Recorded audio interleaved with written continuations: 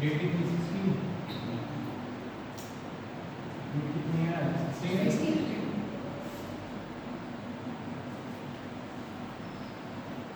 Chapter open करिए you and your English.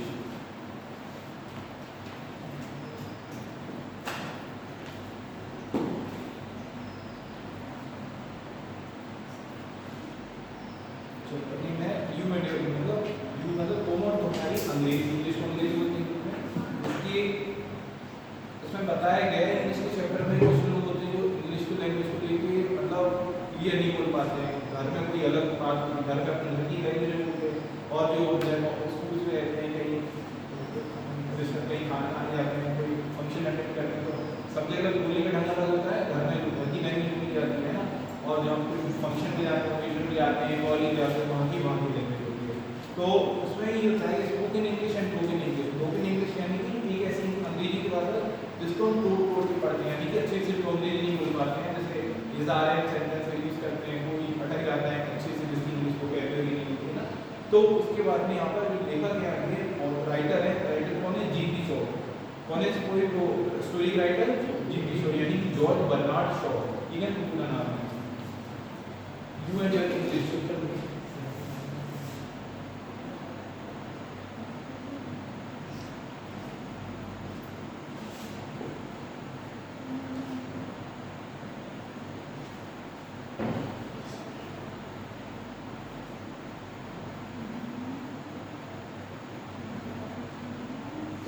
देखिए वो क्या कहते हैं,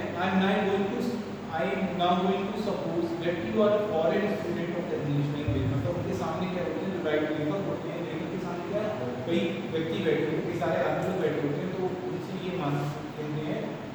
जो उनके सामने बैठे होते हैं उनसे ये कहते हैं मान लीजिए कि आप क्या है इंग्लिश लैंग्वेज के आप मतलब विदेशी छात्र हैं, ठीक है, फॉरेन लैंग्वेज विदेशी छात्र रहते हैं, तो बाहर से पढ़ने आए होते हैं, तो विदेशी होते हैं, तो इसे बोलते हैं आप विदेशी के क्या है इंग्लिश लैंग्वेज के छात्र हैं आप, ठीक है।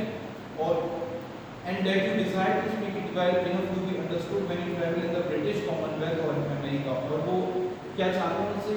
इंग्लिश बोले जबकि किसी बाहर अपने देश से बाहर आए, ब्रिटिश कंट्री के बाहर आए, अमेरिका में जाकर क्या बोले अपनी इंग्लिश को एक अच्छी स्तर पर बोले, अपनी देश को अच्छी पहचान दें, ठीक है। और when you get a native of those country, यहाँ नेटिव कौन होते हैं जब मूल नाम नेटिव, जैसे हम इंडिया में रहते हैं तो कहाँ के नेटिव है? इंडिया के भारतीय हैं, ठीक है। Or it may be that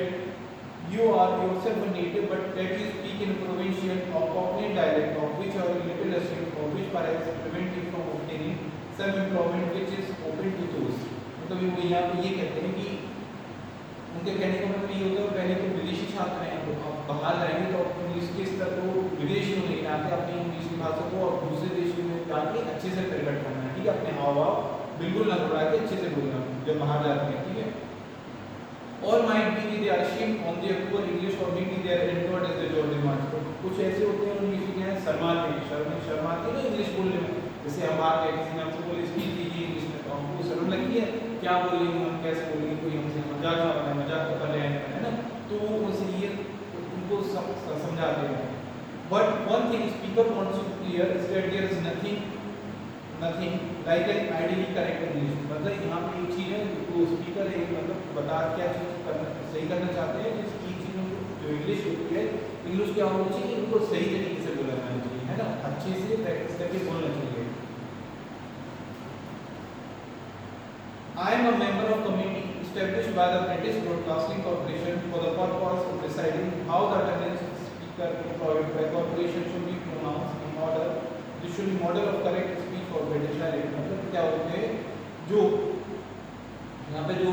story के राइटर है वो यहाँ पे क्या कहते हैं, मैं भी क्या हूँ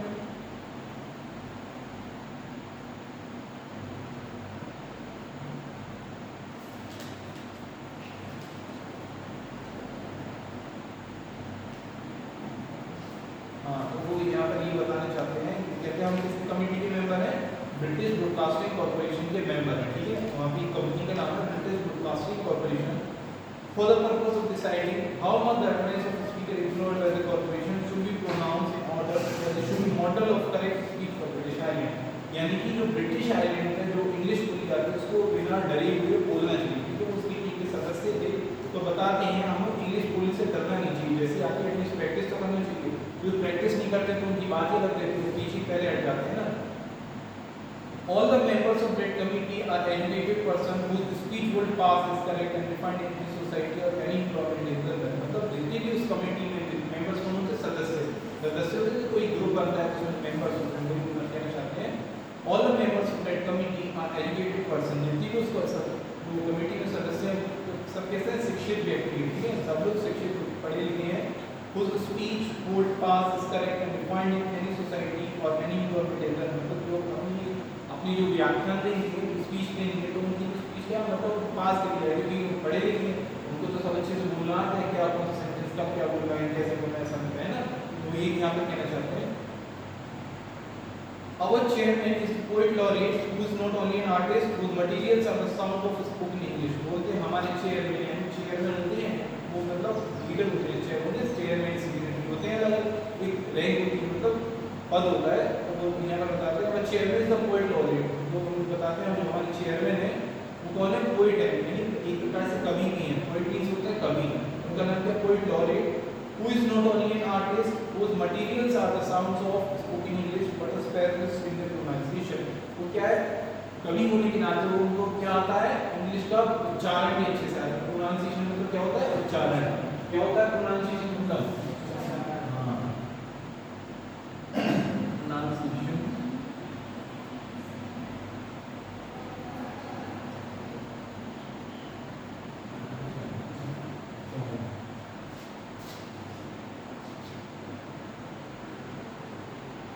One of our members is Sir Johnston Orvis Robertson, famous not only as an actor but for the beauty of his speech। और उनके बारे में बताते हैं, उन्हीं में से उनके एक सदस्य हैं, जिन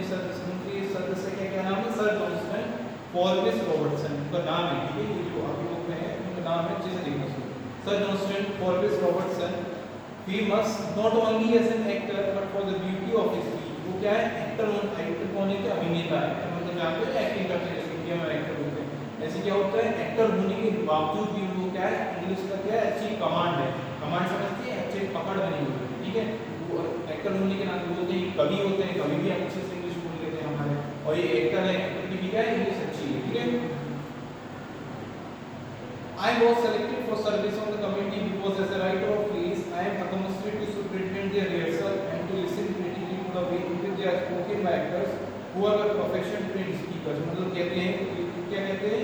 I was selected for service on the committee, मुझे क्या हुआ, इनको सेलेक्ट किया गया देखने के लिए कौन कितने अंग्रेजी अच्छा बोलता है, ठीक है, लीडर होते हैं ना, इसमें फंक्शन होता है, देखने में कौन कितना अच्छा करता है, वैसे ही क्या हुआ, I was selected for service on the committee because as a writer of plays I am accustomed to superintend the rehearsal and to listen critically to the way in which they are spoken by actors who are a profession trained speakers। मतलब कहते हैं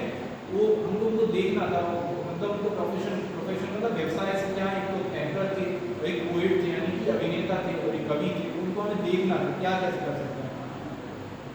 That committee knows as much as an English note about English speech and yet its members do not agree as to the pronunciation of some of the simplest and commonest words in English। मतलब बोलते हैं कुछ ऐसे words होते हैं हमको English को लेके बिल्कुल बेहताशा नहीं होना चाहिए, इंग्लिश एटलीस्ट हमको ट्राई करना चाहिए, उनको उसके पीछे नहीं भागना चाहिए, ठीक है, ये कहना चाहते हैं। That committee knows as much of as it knows about English speech and yet its members do not agree to the pronunciation, है ना। The two simplest and commonest word in language are yes and no। जो सबसे simplest और common किसी English की भाषा में क्या होते हैं, yes और no। जैसे किसी इंग्लिश में आती नहीं है, कोई आपसे पूछता है यहाँ जाना है वहाँ जाना है, तो yes और no सबसे सिंपल जवाब होते हैं, अपन बोलते हैं yes yes, भले इंग्लिश समझ में नहीं आ रही हो, yes yes yes, no no होता है, सब ऐसे yes और no इंग्लिश के सबसे कॉमन भाषा होते हैं इंग्लिश में बात करने के, ठीक है। But no two members of the committee pronounce them exactly alike। लेकिन वो उन कमेटी में से दो जो मेंबर थे उनको यूज नहीं कर रहे थे, जो बताया कि पोएट था और कौन था, एक अभिनेता था, ठीक है, वो उसको लैंग्वेज को, but no two members of the committee pronounce them exactly अलग, वो इसको यूज करना नहीं चाहते, क्यों यूज करना चाहते थे, उनको इंग्लिश का ज्ञान था, इसलिए थोड़ा गर्व करते थे, ठीक है, जब उनको इंग्लिश आती थी तो उन्होंने ऐसे से बात करेंगे, तो ये कहना चाहते हैं।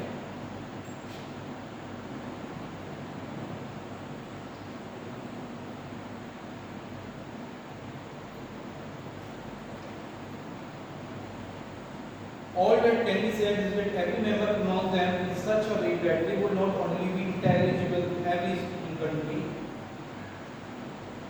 You will say that is good enough for, मतलब वो क्या है, उनको पहली बात उसके लिए मतलब परेशानी है, हिचकिचाहट नहीं है इंग्लिश बोलने की, क्योंकि नॉलेज का परेशान नहीं आता है ना।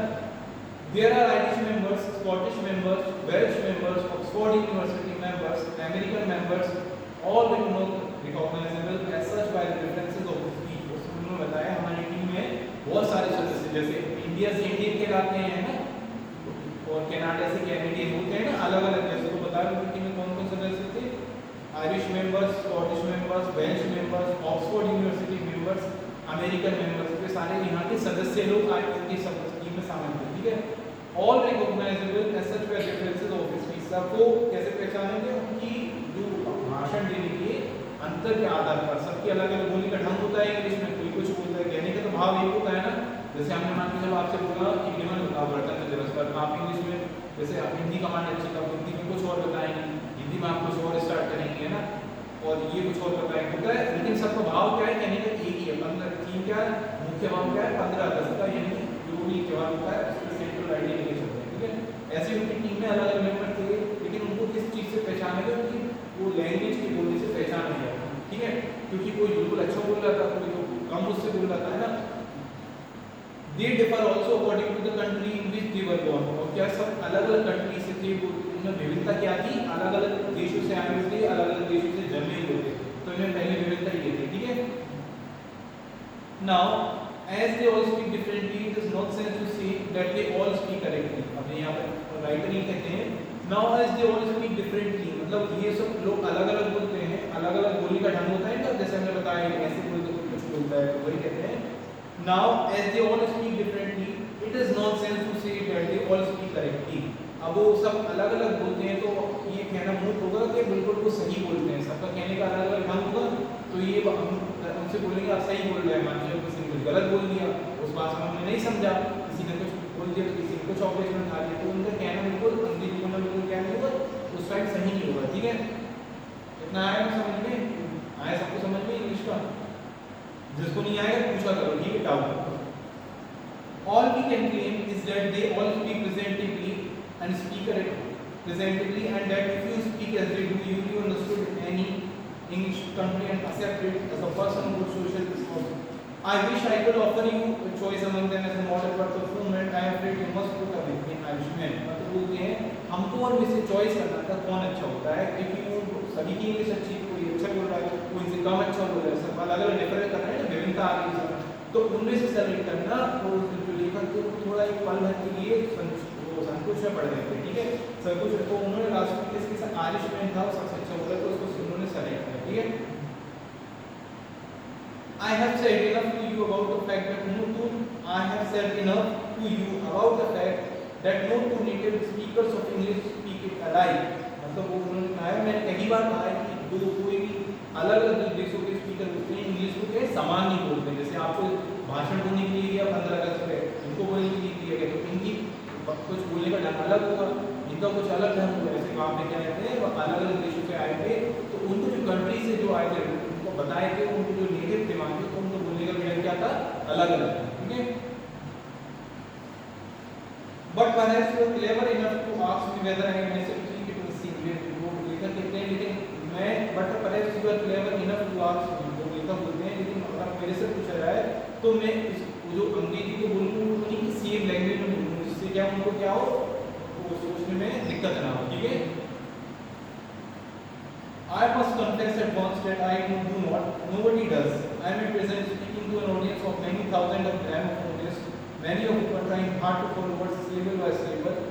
If I were to speak to you carelessly, I speak to my wife at home, this record useless, and if I were to speak to my wife at home, as I am speaking to you, she will think as a going mad। मतलब ये लेखक यहाँ पर ये कहते हैं, writer से कि हमारा भाषा इंग्लिश लैंग्वेज का भाषा का ढंग होता है, बोलने का शब्द का ढंग अलग होता है। हम इसलिए लेखक कहते हैं हम अपनी जो भाषाओं में होकर अपनी वाइफ से अलग बात तरीके से बात करते हैं, है ना। कहीं जाते हैं तो अलग तरीके से ढंग बात करने को जाता है, हम घर पर रहते हैं अपने फैमिली मेम्बर से अलग ढंग से बात करते हैं, उधर तो नहीं करते ना, इंग्लिश में बात कर रहा हो, जो अपनी लोकल लैंग्वेज से बात करते हैं ना।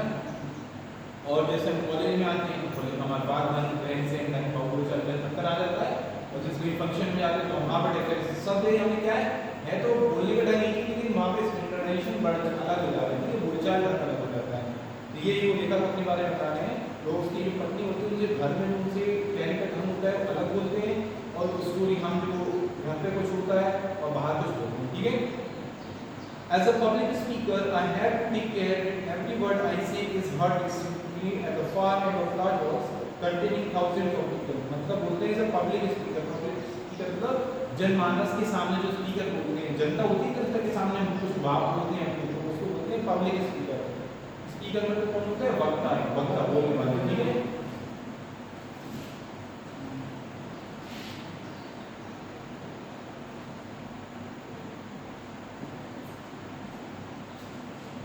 As a public speaker, I have to take care that every word I say is heard distinctly at the far end of large halls containing thousands of people. बोलते हैं पब्लिक स्पीकर होने के नाते मेरे को हर एक वर्ड का ध्यान रखना होता है, जो लोग बहुत सारे लोग बैठे रहते हैं, बाय मिस्टेक अगर कुछ गलत बोल दिया तो खास का एक मजा बन जाता है। मान के यहाँ पे कुछ बोल रहा है, भाषण दे रहा है, यहाँ पे सब लोग यहाँ पे बैठे हैं, अब किसी ने कुछ गलत बोल दिया, अब जिनको पता नहीं वो तो शांत बैठ रहेगा, जिसको पता है तो वो डाउट उठाएगा ना, अरे क्या पढ़ा गया है, क्या बोल रहे हैं, कुछ समझ में नहीं आ रहा है, कुछ होता है ना मिस्टेक, तो वो चीज़ भी कहना चाहते हैं, ठीक है।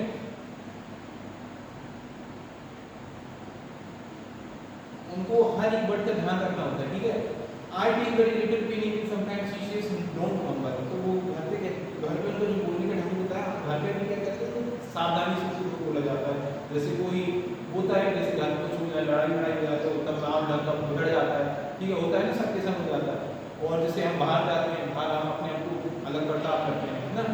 तो वो यही कहना चाहते हैं। We have a different company and home manners, उनकी सब हमारी के अलग अलग संगी साथी होते हैं। जैसे संग साथ मतलब जैसे अभी आप फ्रेंड के संग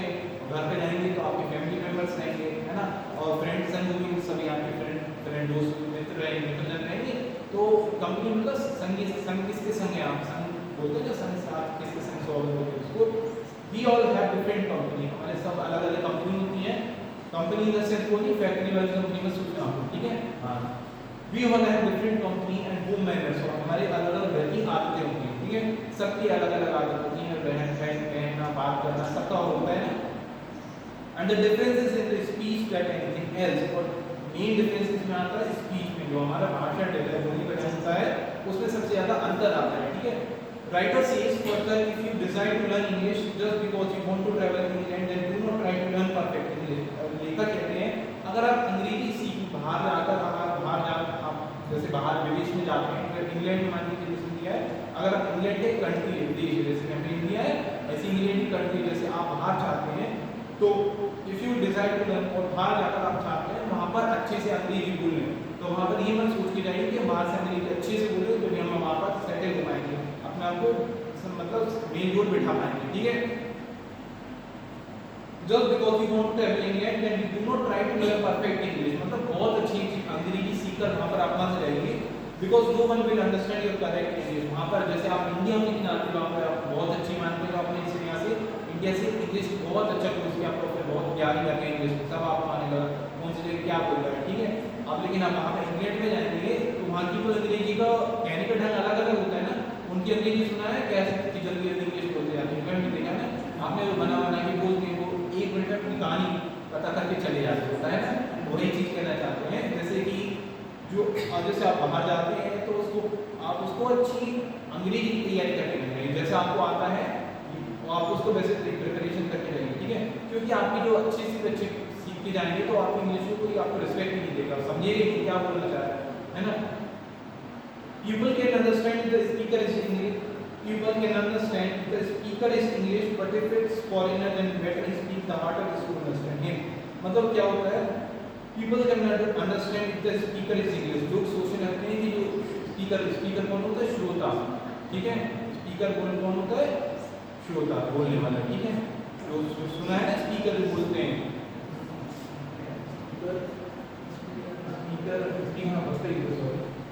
एक होता है लिसनर, एक होता है स्पीकर। लिसनर कौन होता है? श्रोता। स्पीकर होता है वक्ता, ठीक है। हाँ, सब मिस्टेक हो गई।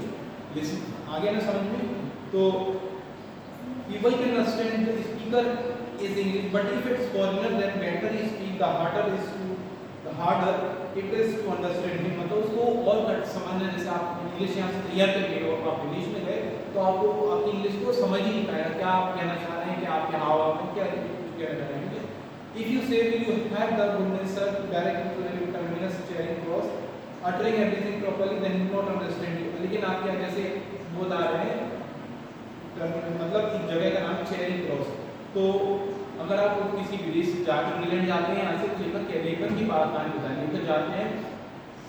तो अगर आप वहाँ के आदमी से पूछते हैं जो इंग्लैंड में रहते हैं, will you have the goodness sir to direct me to the railway terminus at Charing Cross, कहते हैं सर मेरे को बता सकते हैं चेरिंग क्रॉस में रेलवे टर्मिनस की डायरेक्शन किस दिशा में कहाँ पर है। चेरिंग क्रॉस तो जगह के नाम होते हैं, चौराहे होते हैं, ऐसी जगह पे रेलवे टर्मिनस जहाँ पे रेलवे का स्टेशन होता है उसमें रेलवे टर्मिनस चेरिंग क्रॉस कहाँ पे है ना।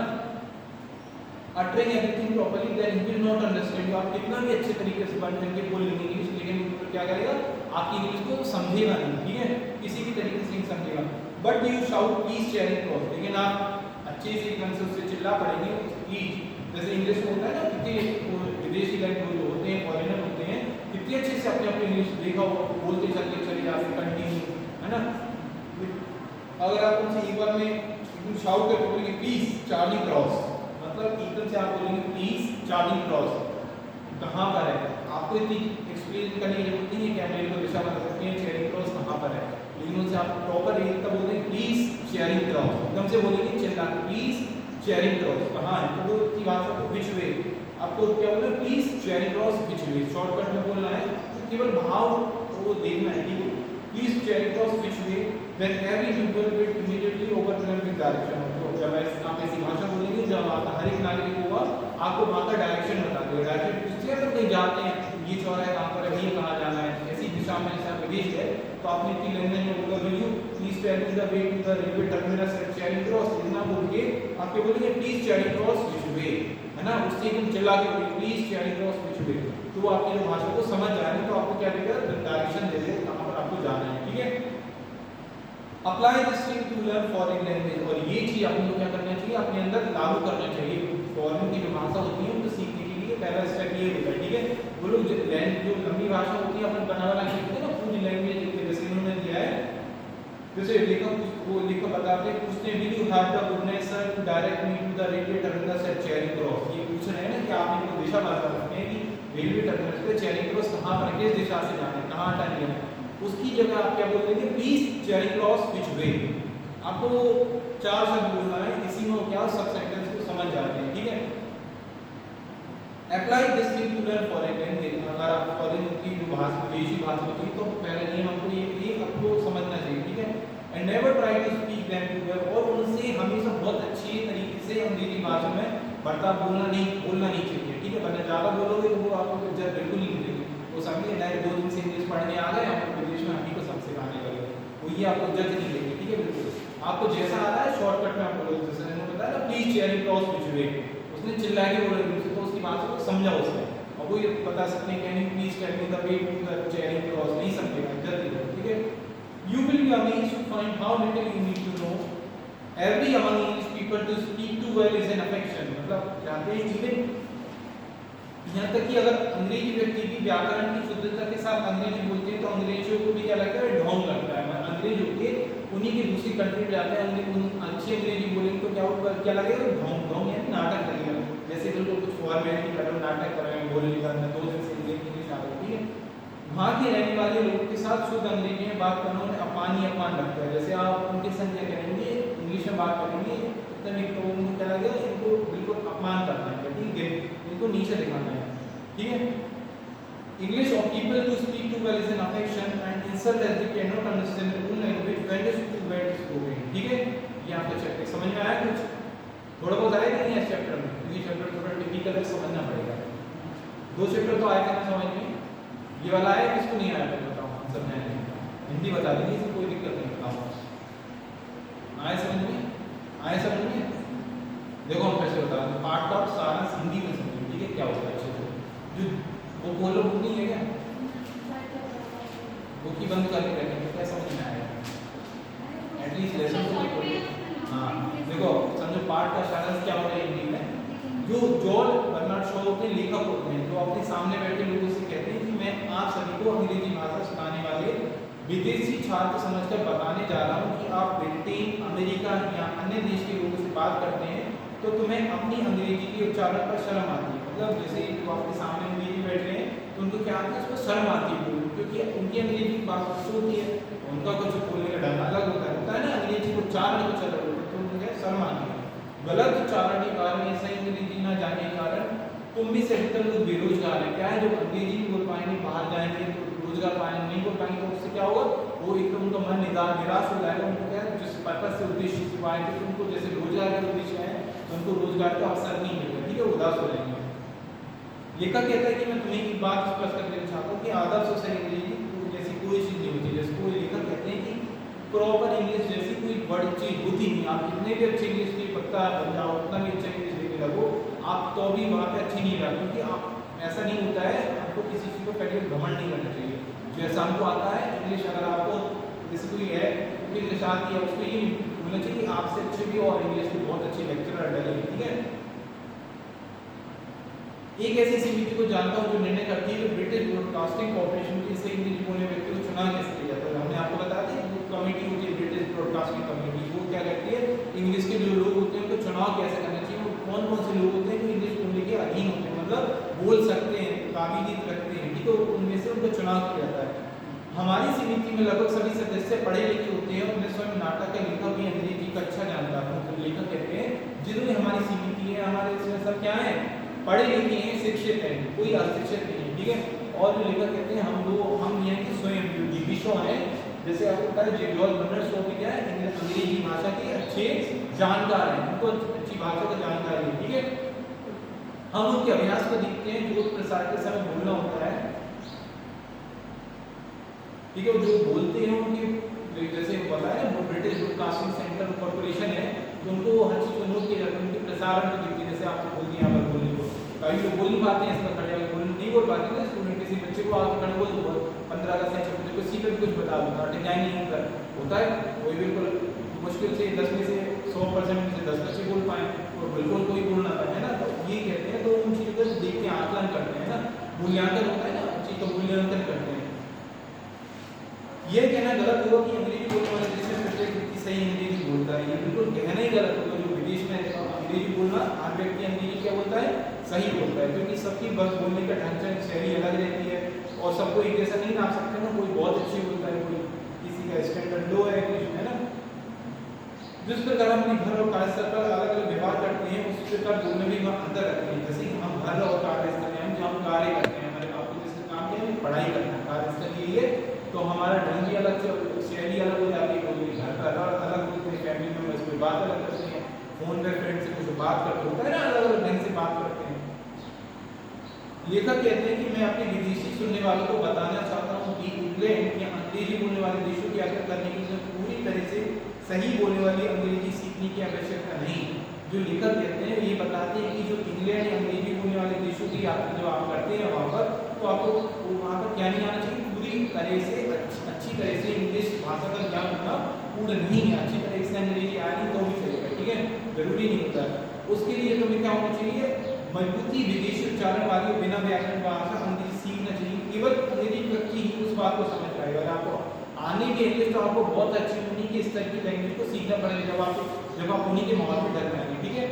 उसी की बात को समझ पाएंगे। उदाहरण के लिए यदि तुम रेलवे स्टेशन जाने के लिए किसी से शुद्ध अंग्रेजी भाषा में रास्ता पूछोगे तो मैं रास्ता सही नहीं बताएगा। जैसे हमने बताया स्टेशन जाने के लिए आप बिलीव उतना बताया था, सेंड बिलीव कैलमीटर